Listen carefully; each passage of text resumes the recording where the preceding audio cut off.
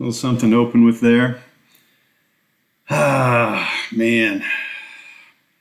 Got some things heavy on my mind today, folks. Don't know how much of it I'll get into, but today's topic, it's really a couple of things that have sort of converged in the last week or so as I just continue to consume this material, as I've been doing for a long time, trying to sort it all out, and I'm just fascinated by it. But what's that old saying? It's like, be careful you don't stare into the abyss too long, you become the abyss, or something like that. And it's an interesting juxtaposition to study history and accounts of just warfare and collapse of society and just the absolute ruthlessness that humanity is capable of, or at least evil human beings. And to then get up every day and go to work and talk to my coworkers and just live in the world in sort of the state of normal that we're in right now. It's an interesting balance to reach. So today, what I'm going to read from this article here. But first, I want to set the table a little bit, because that's one side of the convergence, and I'll get into it in a sec. But the other side is what's come up in several of the videos that I've done. And last week it came up again, and when I was reading the article of the Aid and Abet newsletter, and the person that wrote the letter was talking about secular humanism.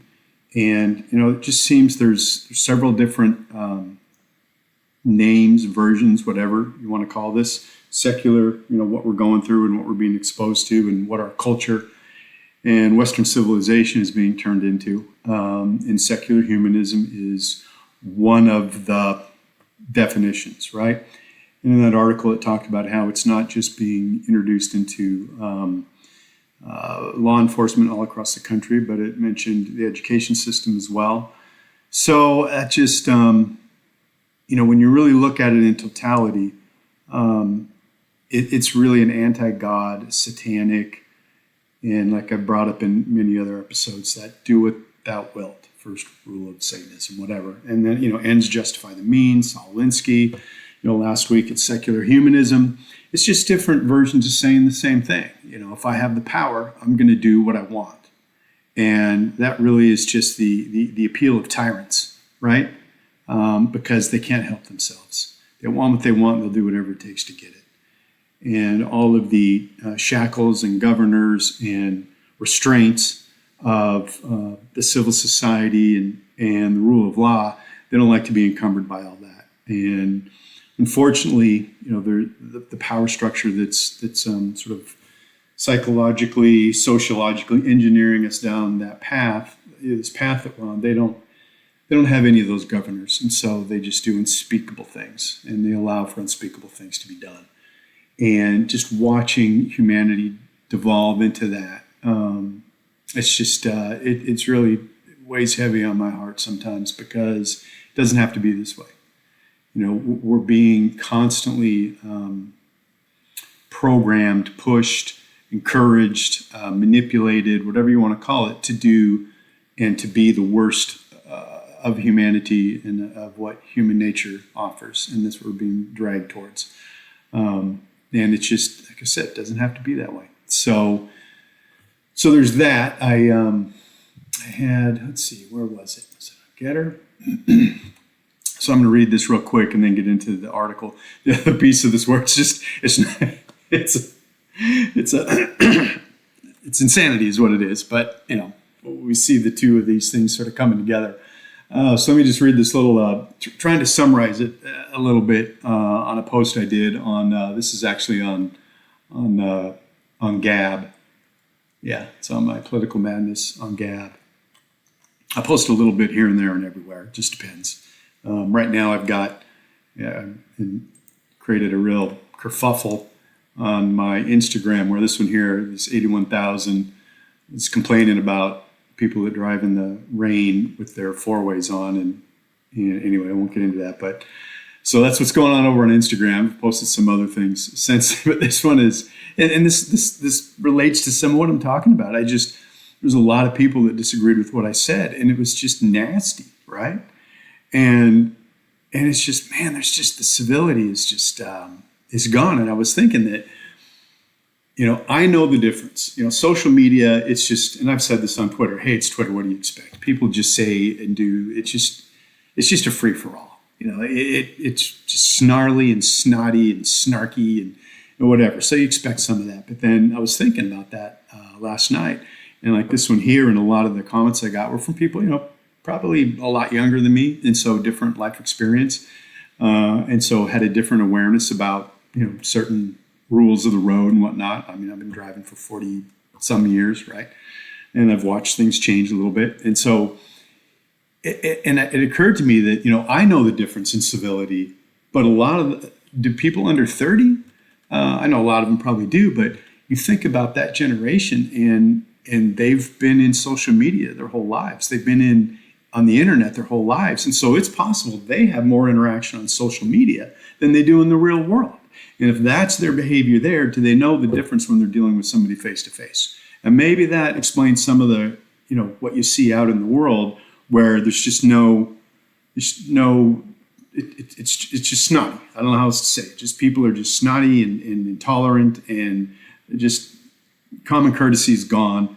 You still see it, but there's a lot of this other, right? And I thought, well, maybe they were raised, so differently. I mean, I spent the first 40 years of my life without social media, so I came up and came of age, with human interaction as my baseline. Right. And, I think a lot of things that I don't say, and I can be impatient, intolerant. I just want to lose it sometimes. But it's like, no, you got that governor on, and that allows society to coexist. Right. So anyway, that's going on over there. But that kind of relates a little bit to this sort of coarsening of our society and sort of devolving down into the do what thou wilt jungle law.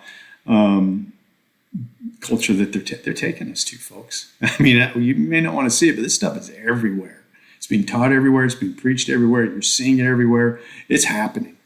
All right. It's real. It's happening. And it's crazy. All right. So let me just read this real quick here. Okay. Maniacal globalist left are engaged in what has been long called a strategy of terror, and that's part of it. I'll get into this a little bit, where they unleash nonstop acts of violence to break people down, confuse, and demoralize their target civilizations. It's discussed in my Pawns in the Game video episode, Silent Weapons for Quiet Wars episode, and Trans-Evolution episode. Not that I chose those subjects because of this, but because as you go through their own writings, you see it come up consistently. Everything they're unleashing on America is a coordinated plan used effectively in other countries around the world to break them down and take control. It took longer to get America to this point because we have such a unique history and culture. We've never been conquered, and resistance to authoritarianism has always run strong through America's bloodstream. But not as much anymore. Their psychological warfare systems have been very effective over the last 50 years. We are ripe for the picking, silent weapons for quiet wars, right? And they know it. That's why it's all happening now. I don't think we can stop what is coming, so we should all be preparing for a rough road in the not-too-distant future. We will find out what America is really made of. Do enough of us have the stomach for this fight? It's going to get ugly. Until then, pray for us and all of humanity. Prepare, stock up, and do everything you can to help wake people up. Most are still completely oblivious to all of this. So the strategy of terror, we see that with all the Soros-appointed DAs, all the breakdown in law and order, criminals getting out on the street after, a slap on the wrist. It's designed. It's designed to accumulate to an end, which is complete and total. I don't even know what you want to call it. And so it's devolving in that general direction. Then you combine that with all the, basically the armies that are being imported through the southern border. I once put that number at they're building an army. It's probably a couple million people potentially that is coming through right now. And by the time they get done and they unleash it all, it could be 5-10 million people. You don't know that. They're coming through every day by the tens of thousands, a week, a month, a day. It's just the hundreds of thousands, the millions. They're pouring over. And a lot of them are here knowing that they're coming here to fight. And it's going to be rough. And so the strategy of terror is what, we're seeing the beginning phases of that. And it's just going to get worse if we can't turn this thing around and restore some civility and order and justice in our culture. So I kind of just saw this all, it just keeps going, right? Just more and more and more, further and further down this path. And I was listening to something the other day, and I can't remember what it was. It might have been a video on YouTube, or maybe I was reading something, and I just consume so much that I don't always remember the root source. But it sent me on a path where I was looking for a specific subject, and I Googled, I think it was like when a society becomes possessed or something of that nature, because that's what that was talking about. It's like we go through these periods in history where it's like just unbelievable carnage occurs. And you look at the French Revolution, people just, it's a combination of things. It's a combination of the breakdown of the civil society, which we're dealing with right now. And it's a combination of just polarization that's occurring right now, and a combination of really, I don't know how else to put, mob psychology. And even that post about the driving conditions that I put, mob psychology was in play there, because the more people that started being kind of snarky about it, the more people jumped in and piled on. It's like, oh, it's safe. I can be a jerk because everybody else here is being a jerk. And there's this thing about mob psychology that is potentially dangerous, and they know that. So, you combine all those things, and you combine it with just some of the psychological warfare that they're going through, and people are getting angry. I mean, there's again, go back to history, French Revolution. Look at, Pol Pot in Cambodia, Khmer Rouge. You look at, and what I was looking for, the article that I didn't find it, was what that looked like during the Bolshevik Revolution in the early 20th century in Russia. And, it's just that mob psychology. And that reminded me of, I did some reading, and it's sometimes good to get alternate versions of history just to get an idea and of what people are going through, because imagine the warfare that we're headed for. The whole world hates America, is moving towards that direction. And eventually hell is going to be unleashed, and Americans like us are going to be targets for all the wrongs that our government has done. Is that fair to us? But they're going to see us as those evil people that need to be, tortured, killed, whatever. And that led me, I once, this was quite a while ago, there's a book called, I think it's Hellstorm or Hellfire, and it's about what was going on in Germany as the communist Russians were invading, and as the Americans were invading. And this is really centered on the communist side. And think about it. You got to know the history a little bit too, because before the rise of Hitler, the communists were making great inroads in Germany. They were, and that is what, sort of the pushback of that was what, Hitler took advantage of that. And his rise in popularity was somewhat because he was an opposite to that. Said, hey, I'm going to get rid of these, filthy commies, right? Well, and then he obviously did what he did. Obviously ridiculous. But if you read some of the accounts of what those people went through when the communist Russians went into East Germany, and it's just, the brutality is horrific.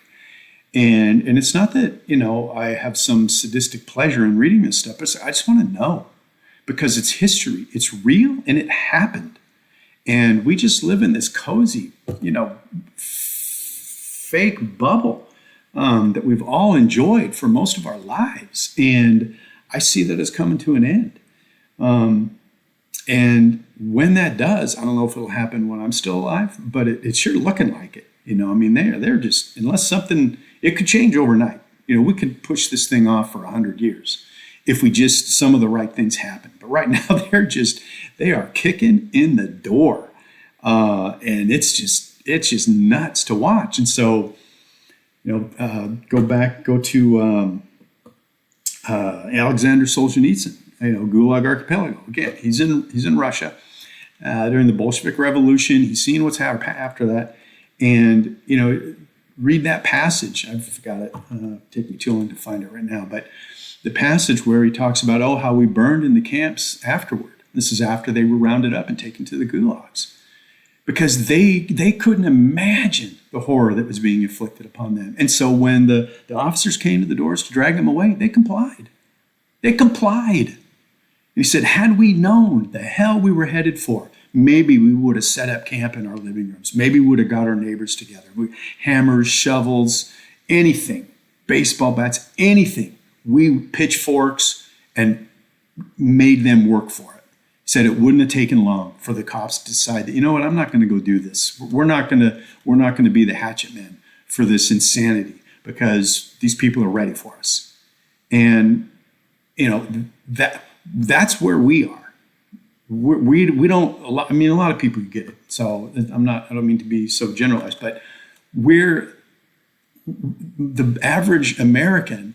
If they come to the door, is going to comply.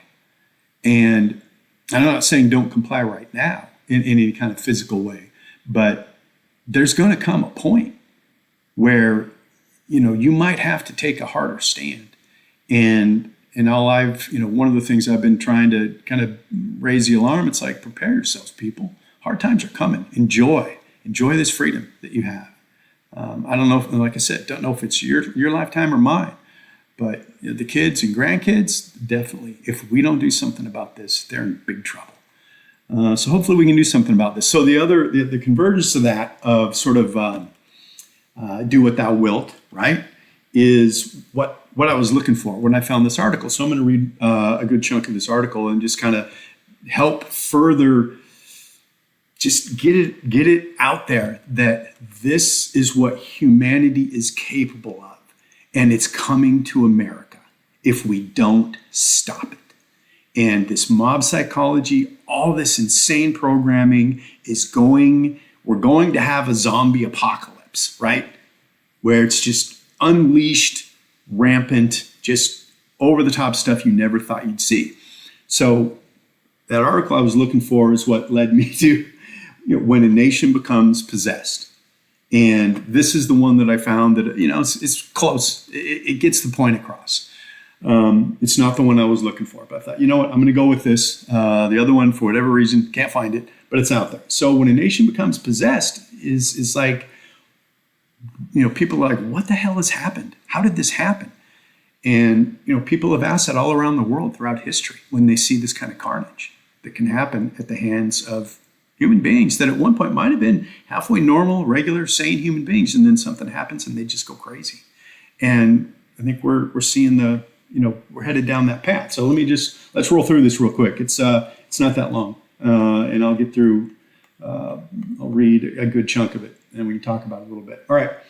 So above, talking about this here, above image is a photo that one of my CSU students took 20 years after the Rwandan genocide.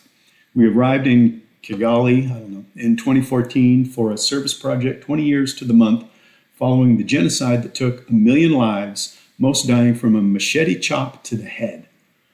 And could you hit somebody over the head with a machete? It's such an unnatural act. I can't even imagine doing that to somebody. But I was around then. I was still not completely awake during all this. And it was just something that was happening in some far off land. I really didn't have a lot of time for it, so whatever. And this was written back in 2020. So it really didn't register with me the way that kind of stuff registers with me now. Let's put it that way. All right. So one thing I didn't expect as I farmed out 20 young college students from Colorado to African families through the nation's capital of Kigali was that every student would be seated at a dinner table with 1 or 2 empty seats. These empty seats were once belonging to members of a family who had perished in the genocide. A 5-year-old would have been 25 and was not at dinner. A 20-year-old would have been 40 years old and was not at dinner. And if you're old enough and you remember this, it was just absolute carnage, machete carnage, right? They just went and I'm not going to get into the history of what caused it, but they just went through these villages and just killed everybody because you weren't like me. And sure, this civilization maybe is not as advanced as America, and so maybe it was easier to get to that point. But what I'm saying is human, and the things that do make us different now are being stripped away. And so this kind of stuff, I believe, we're going to see our version of this at some point. Yeah. So buckle up. All right, 50,000 genocide victims were buried. The Catholics of Rwanda were only slightly better catechized than the average American Catholic, so I was surprised when we heard the descriptions of the genocidal killers, walking like insect, black inhuman eyes, scared himself when he looked in a mirror. Obviously, these are descriptions of possessed people by people who had never been involved in an exorcism. Perhaps they didn't even know what an exorcism was. Why then were they using terms of what exorcists call manifestations? The more descriptions I heard from the living of those who had brought so many to the doors of death, the more I realized a good chunk of the entire nation's killers in Rwanda in 1994 were not just oppressed, they were possessed. I'd never heard of an entire nation becoming possessed before. And I'm not getting into the religious, the spirits, and all that, but there's some interesting stuff in here about this. And like I've said, you push God out, something's going to come in. All right? And that's what's happening in America. God has pushed out what fills the vacuum. And we'll get into more of that as we read through this a little bit further. Call it possession, call it whatever you want. The regimes of communism never seemed so dramatic. Of course, they were much more immense than any of our American history books let on. Communism ruled the entire eastern half of the globe in the entire second half of the 20th century. And yes, I have read stories of communist guards in a diabolical frenzy as they kill an Orthodox priest or a Catholic priest. But for the most part, the citizens in the 1980s of the USSR were pretty subdued into a stoic existence of atheism, work, and a little pleasure. Diabolical rages were not something that seemed to grip the average Russian in the 1980s, at least from the footage the U.S. media showed us as we all grew up under Ronald Reagan during those years. And so, sure, but if, go back to when the communists were first unleashed in Russia, what that looked like. Go back to the demonization of the Germans during World War II, plus the pre-war history. The communists were pissed off that they got pushed out of Germany. And so imagine the propaganda that they were fed to kind of work them up into a frenzy, into this sort of state of possession. And that's where that book that I read, Hellstorm, just, by the time they get unleashed, the fury is just, it's just brutal. And, so it's worth, get it, okay? Get it, see this, read history, understand this potential exists in humanity, and that we have been so protected and so in our safety net, but it's being stripped away. And I don't know if it's, like I said, it's going to take 100 years to strip it away or 2 more years, but it's being stripped away. I see that. And I don't know if you see it, but that's what I see. But there are examples of nations besides Rwanda that became possessed, now that I think about it. For example, France in the 18th century, the French Revolution had behavior that makes me think that most of the country was possessed. Simply people who were angry about their socioeconomic status would not have violated nuns or stomped on the Eucharist. To a modern unbeliever, what a clear mind who took a time machine to the French Revolution in the 18th century in France, it might simply look like a zombie movie where everyone had lost their mind.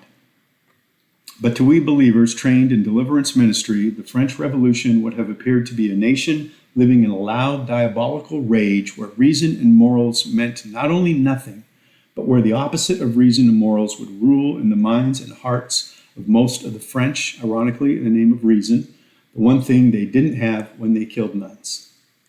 It's something breaks down. This happened before. I now believe we are at the point where half of America is possessed or highly diabolically oppressed. That's what I'm getting at.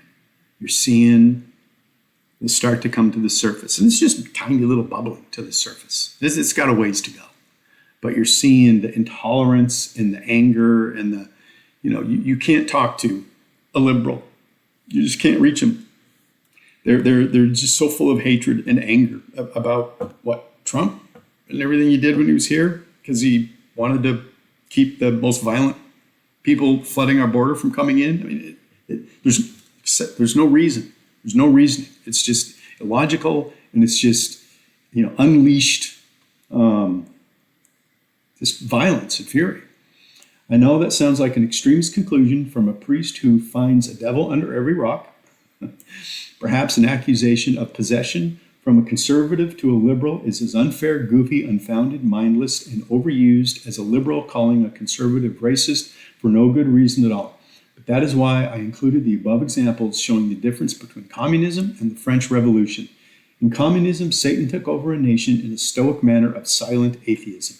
In the French Revolution, Satan took over a nation in making people live and act in an uncontrolled rage.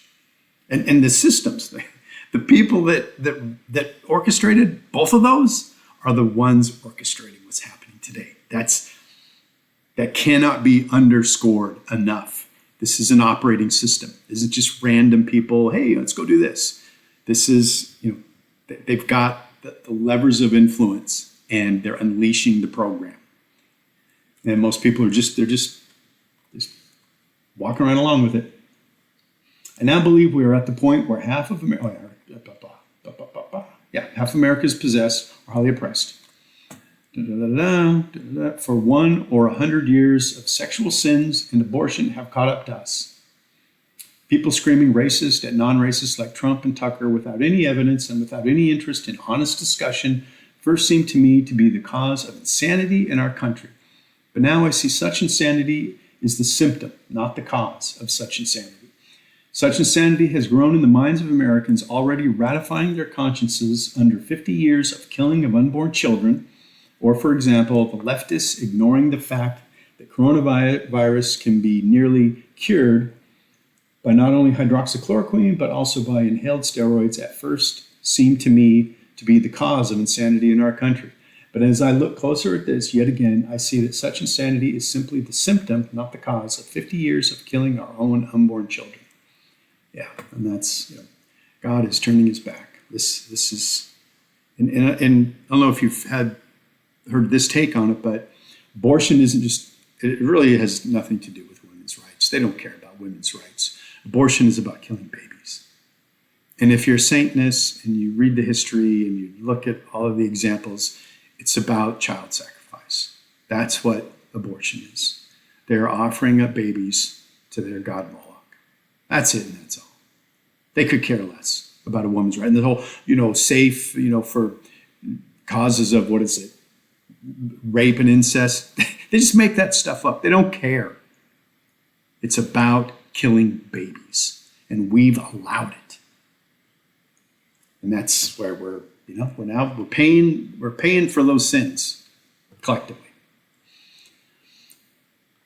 Gloria Polo, a Catholic in South America who had a near-death experience and was sentenced to hell before being given her life and earth back, Christ gave her a mystical vision of sin and what effect just a single abortion has on the spiritual ecosystem of the planet.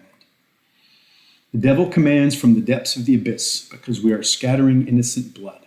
A baby is like an innocent lamb and without stain, and who is the lamb without stain? It is Jesus. In that moment, the baby is the image and likeness of Jesus. And they know this. That's why they just revel in it. The fact that it might be the mother herself to kill her own child determines a profound bond with the darkness, permitting that more devils from hell might come out to destroy and strangle humanity. It is as if one might open the seals that God has put to impede evil to come out, but that for every abortion it opens and so horrible larvae come out, so that there are more and more devils. They come out to chase and persecute humanity and then make us slaves of the flesh, of sin, of all the bad things that we see, and we will see always more. It is as if we might give the key of hell to the devils to let them escape. And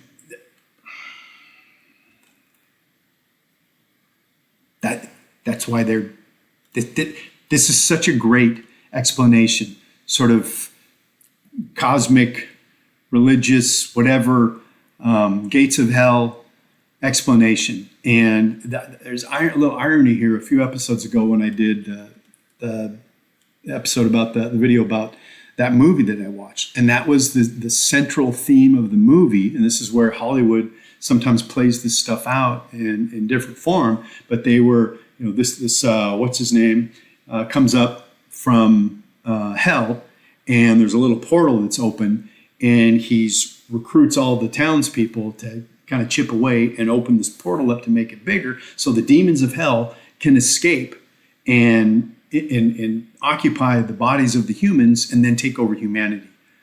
That movie is a symbolic, artistic expression of what this just says.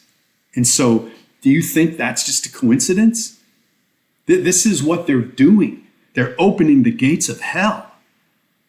And we've helped pave the way because we've fallen for the mind control. I mean, when I was younger, I was programmed by the abortion agenda because I didn't have anything to combat it with. So I just swallowed it all. Oh yeah, abortion, I guess, be careful, clump of cells, blah, blah, blah. And it's like, we are so disconnected, so much of America, from absolute horror and inhumanity of abortion.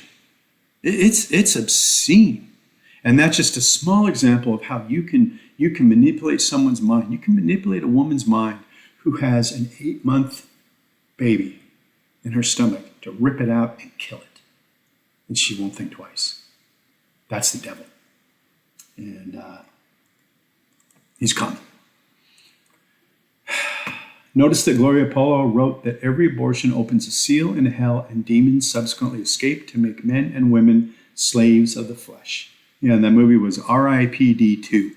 You want a goofy, representation of this? Watch that movie. That's, it was mildly entertaining, but that's what it was. It's opening the gates of hell to occupy the souls so that Satan could rule on earth. They even said that. But the French Revolution of insanity and possession has not only come to the United States, the French Revolution has now filled the entire Western Hemisphere, except perhaps developing countries. Brazil, that has police versus gang shootings every night, was rioting about George Floyd. That's insane. Saudi Arabia literally locked in entire towns. The California governor closes all churches while California Catholics obey behind their face diapers of submission. Yeah, and I'll probably have to do an episode on that at some point where, the churches aren't helping folks. I hate to say it, especially the bigger ones. And I don't know if every single church, but they're not doing what they're supposed to be doing. And they should be warning us more about what's happening here, and they're not. They're not. They're preparing you to submit. So just be careful. The global screaming and hatred and rage against science and reason, yes, I wrote against, not for, science and reason, has now filled the throats of those living in an unearthly madness. They rage against anything and anybody they disagree with the cry racist, having no idea what that word even means anymore. They yell at people without a mask, without studying the case fatality rates or the use of inhaled steroids as a simple solution to coronavirus. The fact is, the left doesn't care about faith or reason anymore.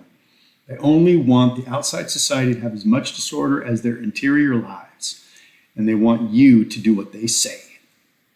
I've never been more shocked in my life at the left's opposition to real science on coronavirus or a true look at the statistics of police violence than I have been now in 2020. Consider the facts in this video of how the police are the number-one reducer of inner-city killings in the USA. Yeah, statistics that they just garble. It's unbelievable. They're not even close to representing reality.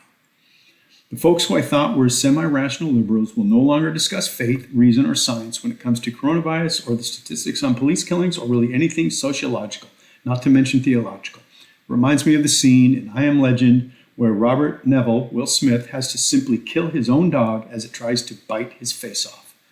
Why did it try to bite his face off? Because his poor, trusty dog just caught the virus that makes mammals into crazed cannibals.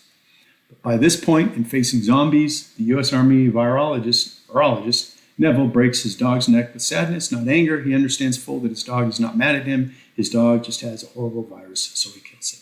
And the virus is sort of the physical manifestation. We're being downloaded that virus every day with all of this horrible anti-God satanic propaganda that's everywhere, from sports to news to Hollywood to music.